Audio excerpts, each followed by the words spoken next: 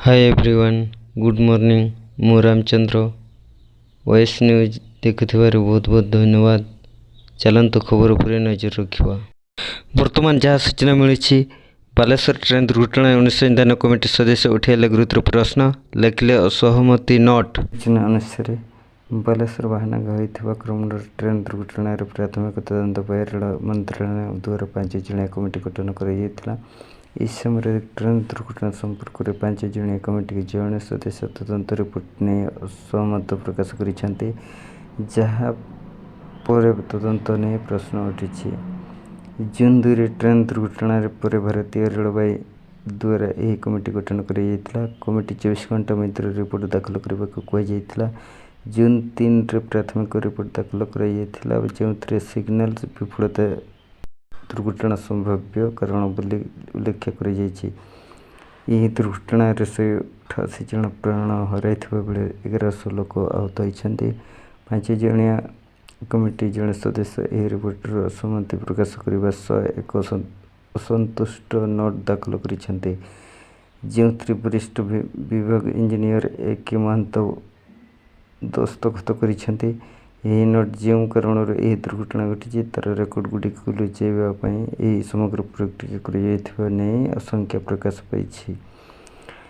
बाहर को आसवा मतभेद चिठी शीर्ष हो ट्रेन दुर्घटना पर मिलित अनुसंधान रिपोर्टर मतभेद रही।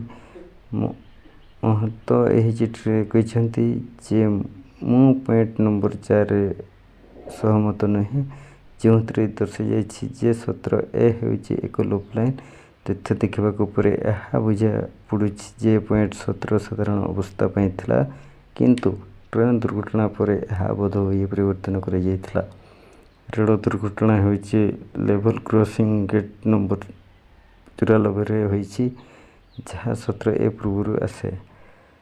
रिपोर्टर पॉइंट नंबर 17A जहाँ ट्रेन दिग बदलवाई दायी ताहा लूप लाइन पर स्थिर होता बेले रोमंडल एक्सप्रेस 128 किलोमीटर बेगर लूप लाइन रे पहुंची डाटा लॉग अनुसार ट्रेन ब्लैक बॉक्स एक भिन्न कहानी कहूँ।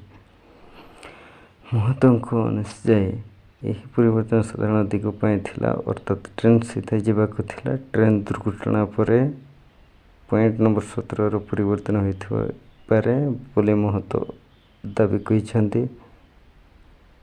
आपण को कही रखुची डाटा लॉगर समस्त रेकर्ड रही था ए सिग्नल सूचना मध्य रही जांच यहाँ जबत कर परवर्ती खबर। वर्तमान जहाँ सूचना मिली PM किसान सम्मान निधि एणिकी 6000 बदल कृषक मिल 10,000। वर्तमान जहाँ सूचना मिली PM किसान सम्मान निधि एणिकी 6000 बदल कृषक मिल 10,000। सूचना अनुसार भारत रे चाषी अवस्था सेते भल नुहे ये कारण एठार राज्य एवं केंद्र सरकार चाषी नूतन योजना आने जारी रखिंट जहाँ द्वारा से साहाय्य कर गोटे योजना हो प्रधानमंत्री किसान सम्मान निधि योजना। यही योजना अधीन सरकार प्रतिवर्ष 6,000 टंका कृषक मान प्रदान कर योजना समग्र देश में प्रযোज्य किंतु वर्तमान समान धाड़ी रे आउ एक योजना राज्य सरकार आरंभ करिसेंती जहाँ अनुसार वर्तमान चाषी प्रति वर्ष 6,000 टंका बदल 10,000 टंका दिज्व।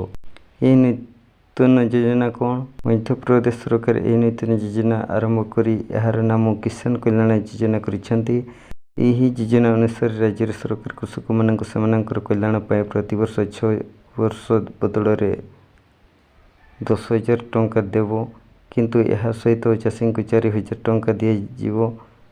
मध्य प्रदेश सरकार यह योजना 2020 आरंभ करते से समय यही टंका 2,000 आगु से समय यही टंका 2,000 आकार दुईटी किस्ती दिजाऊला। क्यों माने लाभ पाइपर यही योजना अधीन केवल मध्य प्रदेश कृषक माने यही सुविधा पाइबे।